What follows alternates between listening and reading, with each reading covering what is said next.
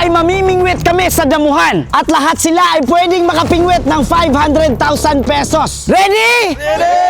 Nag-imbita ako ng mga mangingisda versus anglers para lumahok sa paligsahang ito.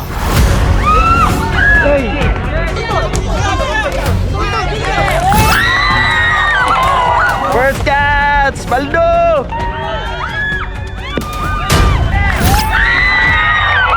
$2,100 na! Gusto ko lang ipaalam, fisherman versus anglers. Bali ang fishing rod!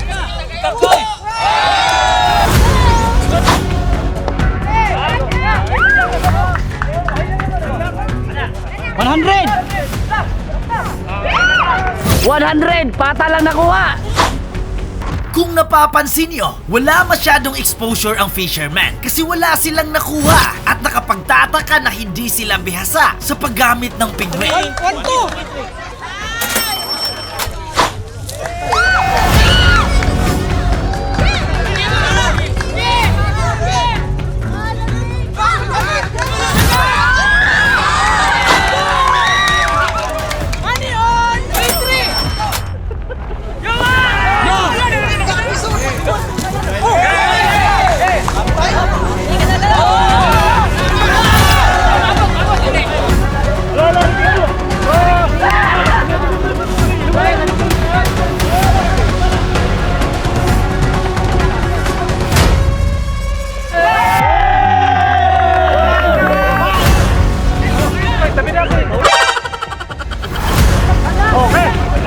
Palingisan!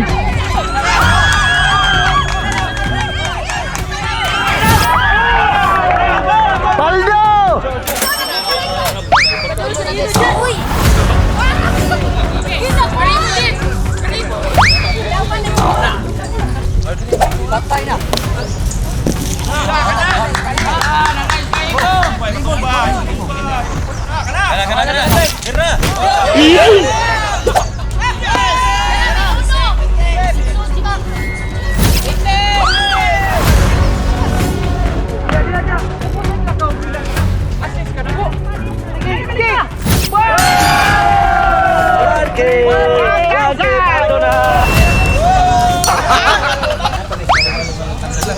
Sa amin, 100 lang. Sa ila, paldo.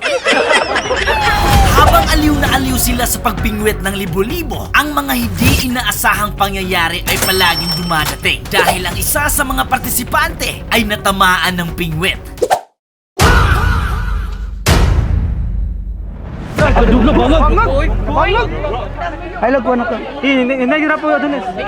Ayun, natamaan yung kasamahan dito. Dumugo yung kilay. Really, nigga? 2,000.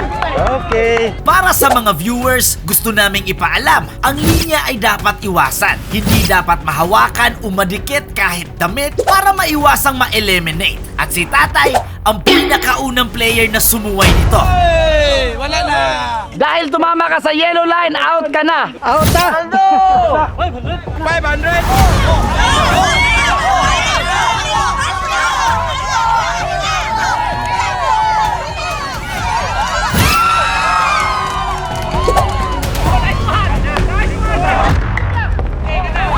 Iba naman.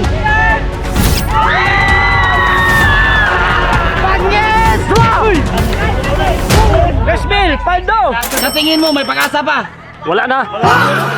Ito ang Team Fisherman, Team Anglers! Para sa Team Talunan, 11,300! Para sa Team Anglers, 34,100!